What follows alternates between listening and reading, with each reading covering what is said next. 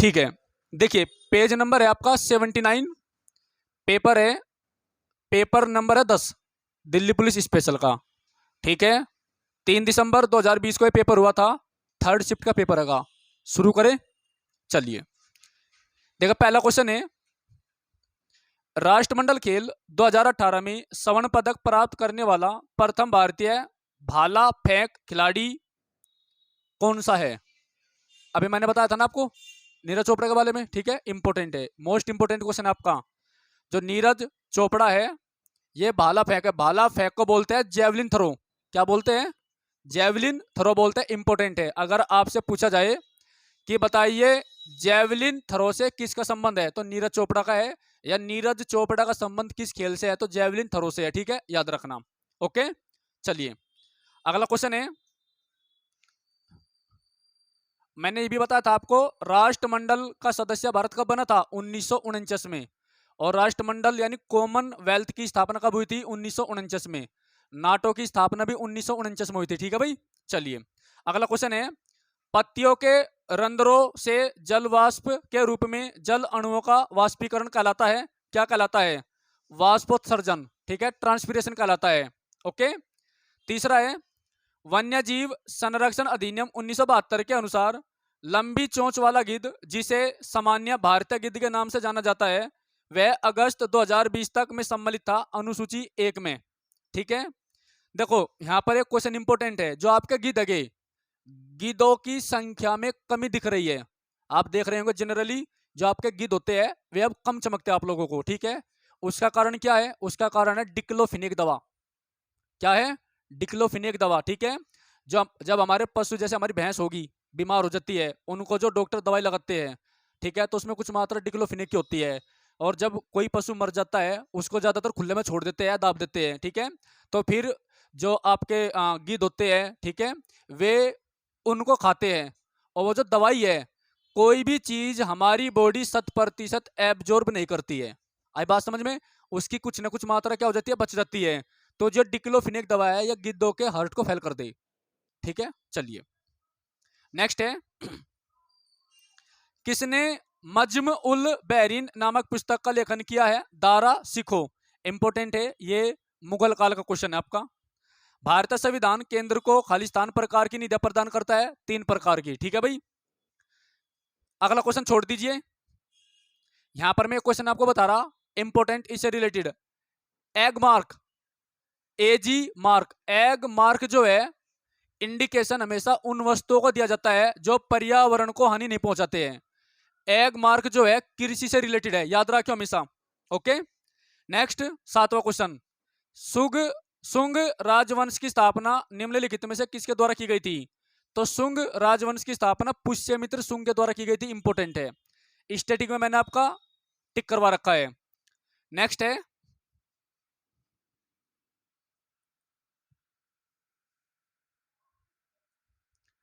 गुर्दे में उत्पन्न मूत्र खालिस्तान से होकर मूत्राशय में पहुंचता है, जहां इसे संचित किया जाता है मूत्रवाहिनी में। देखो एक चीज बता रहा आपको मैं, यहां पर आपने पथरी का नाम सुना होगा। पथरी किससे मिलकर बनती है? पथरी मिलकर बनती है कैल्शियम ऑक्जेलेट से मिलकर। पथरी आपकी कैल्शियम ऑक्जेलेट होती है। ठीक है, याद रखियो, इंपॉर्टेंट क्वेश्चन है ये।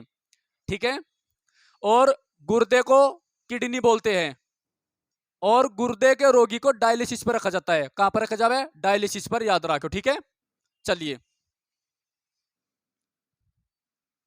नई लोकसभा निर्वाचित होने के उपरांत वर्तमान लोकसभा के अंतिम सत्र हेतु निम्नलिखित में से कौन सा शब्द प्रयोग किया जाता है? लैम डक, ये एक शब्द का पॉलिटिका, इसका प्रयोग किया जाता है।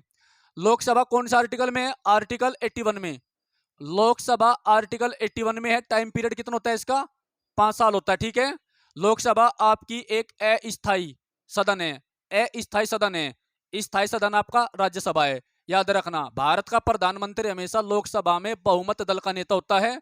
लोकसभा का स्पीकर लोकसभा के वाइस स्पीकर को, लोकसभा अध्यक्ष लोकसभा के उपाध्यक्ष को अपना त्यागपत्र देता है। उपाध्यक्ष लोकसभा के अध्यक्ष को त्यागपत्र देता है। अगर कोई सांसद लगातार 60 दिन तक अब्सेंट रह जाए तो उसकी लोकसभा सदस्यता खत्म कर दी जाती है। आई बात समझ में? भारत का राष्ट्रपति हमेशा ही लोकसभा में निर्वाचित होने की योग्यता रखता हो। ठीक है, केवल योग्यता होनी चाहिए। आगे चलिए। फील्ड मार्शल का सर्वोच्च पद धारण करने वाला पहला कौन था? के एम करियप्पा। तो मैंने आपको भारत में प्रथम कौन, उसमें टिक लगवा रखा है, इसका इंपोर्टेंट है। तो के एम करियप्पा जो थे भारत के पहले फील्ड मार्शल थे। ठीक है, ये जो है ये जनरल से भी ऊपर होता है। ठीक है, याद रखना।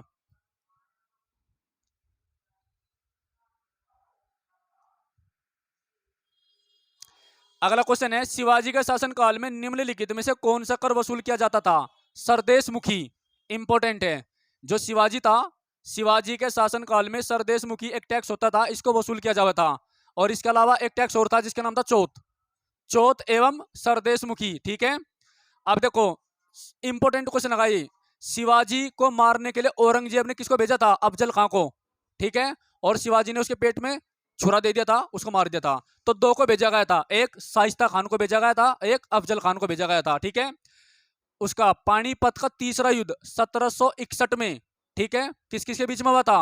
अहमद शाह अब्दाली और मराठों की तरफ से था सदाशिव राव, उसके बीच में हुआ था। ठीक है, याद रखियो। तो पानीपत के आपके तीन युद्ध हुए। नंबर एक, पहला युद्ध 1526 में, 21 अप्रैल 1526। दूसरा 1556, तीसरा 1761 में। ठीक है, याद रखियो।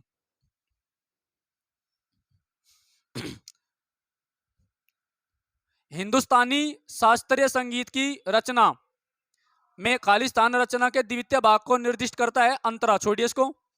1858 में झांसी के किले की घेराबंदी किसने की थी? सर हीरोज ने। जो झांसी की रानी थी वो हीरोज से लड़ती मर गई थी, याद रखियो, सरस्वती नदी के तट पर। इंपोर्टेंट है। नेक्स्ट है, मध्यकालीन भारत में ब्रह्मदेश शब्द का प्रयोग खालिस्तान हेतु किया जाता है भूमि के उपहार के लिए। महानगरों के अध्ययन से जुड़ा संगठन the International Union for Conservation of Nature and Mission Blue द्वारा अंडमान निकोबार एवं लक्षद्वीप समूह को खालिस्तान का नाम दिया गया होप स्पोर्ट्स। ये होप नहीं है, हॉट स्पॉट है। हाँ, हॉट स्पॉट है, ये होप गलत लिख रहा। ठीक है, हॉट स्पॉट क्या होता है बताओ आपको? ये मोबाइल वाला हॉट स्पॉट नहीं होगा। एक ऐसा क्षेत्र जहां पर एक ही प्रजाति की बहुत अधिक जनसंख्या पाई जाती है, उस क्षेत्र को हॉट स्पॉट बोलते हैं। जैसे फॉर एग्जाम्पल चिल्का में है, सॉरी उड़ीसा में चिल्का झील। तो चिल्का झील जो उड़ीसा में है, वहां पर जो ओलिव रिडले कछुए एक बहुत ज्यादा मात्रा में पाए जाते हैं। तो ओलिव रिडले कछुओं के लिए चिल्का झील एक हॉट स्पॉट है। एक ऐसा क्षेत्र आपने देखा होगा, मतलब कुछ ऐसा सीमित क्षेत्र हुआ है, ठीक है, जहां पर एक ही चीज बहुत अधिक मात्रा में पैदा होती है। जैसे फॉर एग्जाम्पल आपको बताऊं, मैं टीकरी में कुछ 40 बीघा जमीन है, तो उस 40 बीघा जमीन में ईंख बहुत जबरदस्त हुए। ठीक है, तो खासकर जीव जंतु की अगर हम बात करें, जैसे अगर कोई क्षेत्र है जहां पर बहुत अधिक मात्रा में सांप पाए जाते हैं, एक ऐसा क्षेत्र जहां पर बहुत अधिक मात्रा में सांप ही सांप पाए जाते हैं, ठीक है, छत्तीसगढ़ में है, तो सांपों के लिए वो क्षेत्र जो आपका हॉटस्पॉट होगा। आई बात समझ में? याद रखियो। मान लीजिए फॉर एग्जाम्पल कोई क्षेत्र है आपका, उस क्षेत्र में बहुत ज्यादा हिरण पाए जाते हैं, हिरण ही रणगे, तो हिरणों के लिए वो क्षेत्र आपको हॉटस्पॉट है। ये तो ठीक नहीं। हाँ, चलिए आगे। नेक्स्ट है,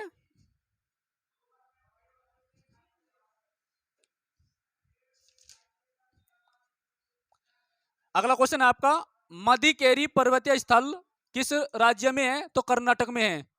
कर्नाटक में क्या होता है सबसे ज्यादा? चंदन। चंदन सबसे ज्यादा कर्नाटक में होता है, याद रखियो। ठीक है जी, और कॉफी भी कर्नाटक में होती है, कॉफी पीने वाली।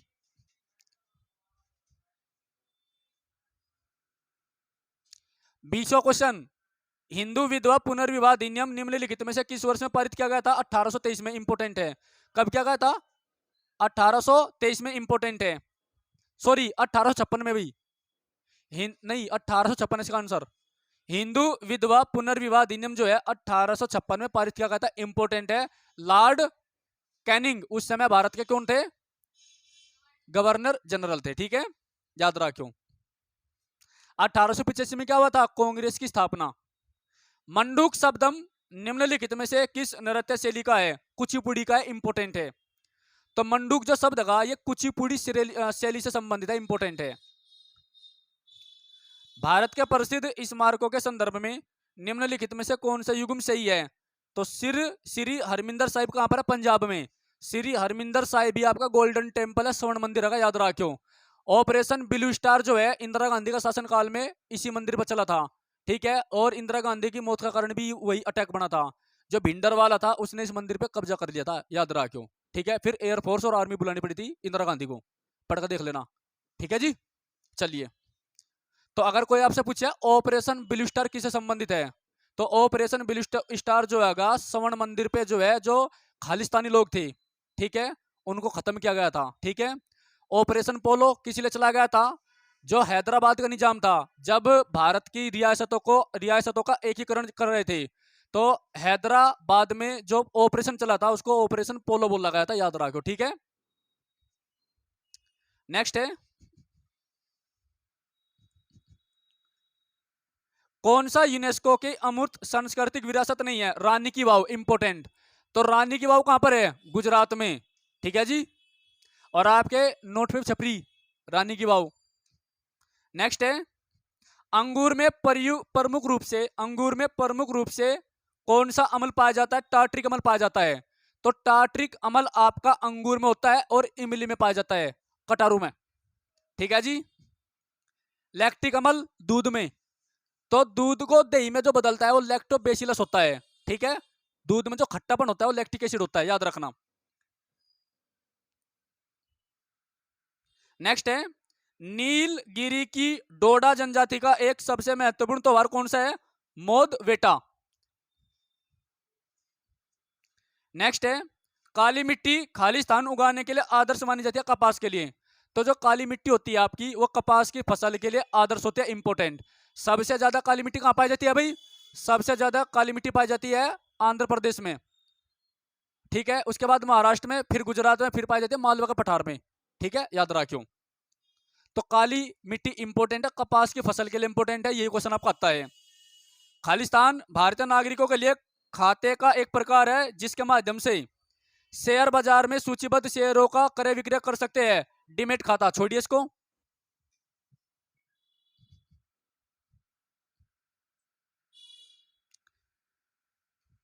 भारत के प्रसिद्ध स्टेडियमों के संदर्भ में निम्नलिखित में से कौन सा युग्म सही नहीं है, यानी इनमें एक युग्म गलत है, बाकी तीन सही है गए। तो सही कौन सा है, ईडन गार्डन क्रिकेट का जो वो है मैदान, स्टेडियम, वो कहां पर है, पश्चिम बंगाल में, इंपोर्टेंट है, शायद कोलकाता में है, ठीक है भाई। ईडन गार्डन जो है कोलकाता में, याद रखियो। बाराबती उड़ीसा में है, मोटेरा गुजरात में है। और ये जो मोटेरा है इसका नाम क्या रखा गया है, मोटेरा का नाम नरेंद्र मोदी स्टेडियम, याद रखियो। जब इससे पहले ऑस्ट्रेलिया के प्रधानमंत्री घूमने आ रहे थे, ऑस्ट्रेलिया के बीच में सीरीज चली थी, तब रखा गया था, ठीक है। इंपोर्टेंट क्वेश्चन, याद रखियो, ओके। और ये दुनिया का सबसे बड़ा स्टेडियम है, ठीक है। और दुनिया का दूसरा सबसे बड़ा स्टेडियम इसमें बनेगा राजस्थान में। निम्नलिखित में से कौन एक पैरा एथलीट है, Deepa Malik, para athlete, race मारने वाली।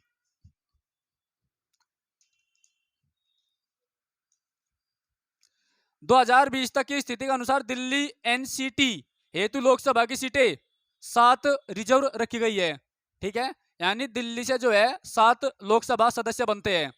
उत्तर प्रदेश में कितनी सीटें हैं लोकसभा की, उत्तर प्रदेश में 80, ठीक है। राज्यसभा 31, विधानसभा 403 प्लस 1 404, ठीक है।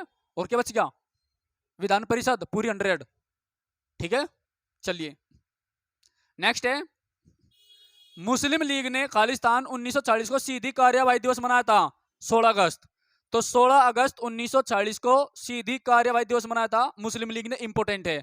तो मुस्लिम लीग की स्थापना कब हुई थी, 1906 में। मुस्लिम लीग 1906 में बनी थी, याद रखियो। और मुस्लिम लीग ने ही भारत से पाकिस्तान को अलग करने की मांग रखी थी। कायदे आजम मोहम्मद अली जिन्ना को कहा जाता है, ठीक है। पाकिस्तान शब्द जो है किसने दिया था, चौधरी रहमत अली ने दिया था, याद रखियो, ओके।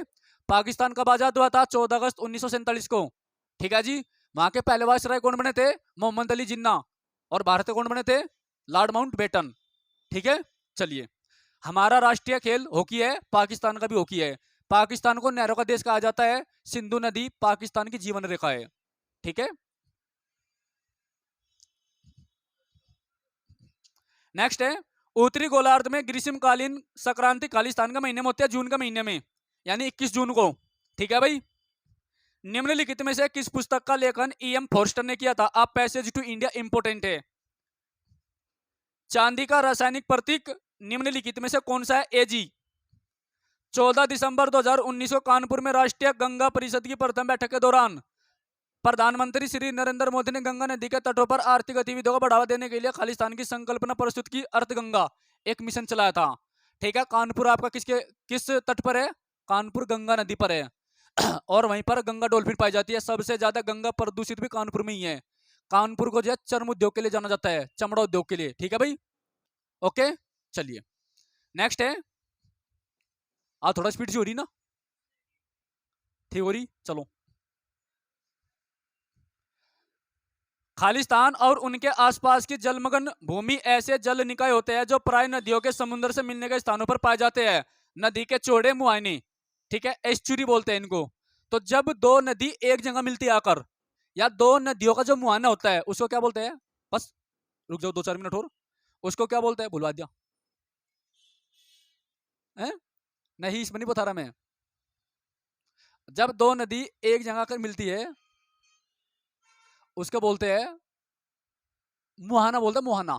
जैसे खंबात की खाड़ी, तो खंबात की खाड़ी जो है आपकी वो नर्मदा और ताप्ती नदी का मुहाना है। ठीक है, याद रखियो।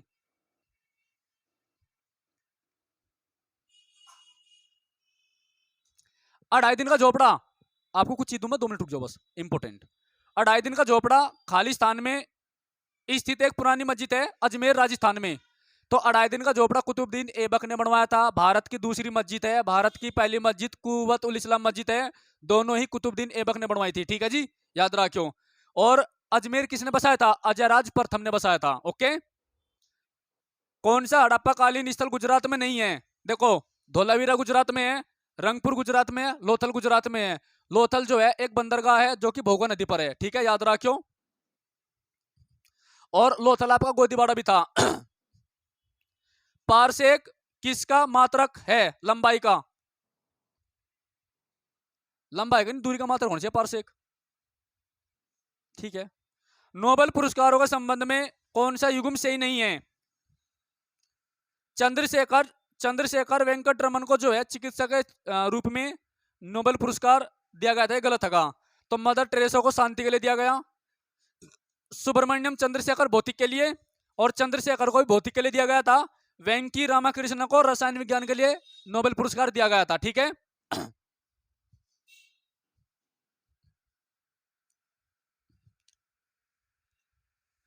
भारत के राष्ट्रपति की एक वैधानिक शक्ति निम्नलिखित में से कौन सी है?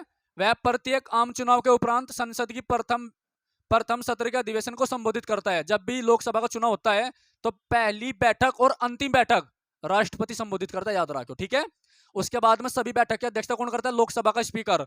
अगर स्पीकर एब्सेंट है तो लोकसभा का उपाध्यक्ष, अगर वो भी एब्सेंट है तो राज्यसभा का उपसभापति। ठीक है, याद रखो। आरबीआई मैंने आपको बताई रखा भाई। ठीक है, भारतीय संविधान के खालिस्तान के अंतर्गत केंद्र सरकार द्वारा अनुमानित प्राप्तियां और व्यय का वार्षिक वित्तीय विवरण यानी केंद्र बजट आर्टिकल 112 में है। केंद्र बजट 112 में, राज्य बजट 202 में है। ठीक है, याद रखियो। अगला क्वेश्चन है 48वां। बंगाल के गवर्नर जनरल को निम्नलिखित में से किस अधिनियम द्वारा भारत का गवर्नर जनरल बनाया गया था? 1833 के चार्टर अधिनियम के द्वारा। तो कौन बना था ये? लॉर्ड माउंटबेटन, नहीं सॉरी, लॉर्ड विलियम बेंटिंक बना था भाई। ठीक है, लॉर्ड विलियम बेंटिंक बना था। तो लॉर्ड विलियम बेंटिंक ने जो है सती प्रथा खत्म करी थी राजा राम मोहन राय के सहयोग से 1829 में। ठीक है, और मद्रास में से जो है सती प्रथा को 1830 में खत्म किया गया था। 1834 में मेकाले आयोग बना था जिसने भारत में अंग्रेजी शिक्षा की नींव रखी थी। ठीक है, तो बंगाल का अंतिम गवर्नर जनरल कौन था? वो था आपका लॉर्ड विलियम बेंटिक, और भारत का पहला गवर्नर जनरल भी लॉर्ड विलियम बेंटिक था। ठीक है, याद रखियो। ओके, अंतिम। निम्नलिखित में से कौन सी पर्वत श्रृंखला दक्षिण अमेरिका में है? एंडीज पर्वत श्रृंखला। ओके, तो आपका सेट नंबर 10 भी खत्म हो गया, कोई दिक्कत? चलिए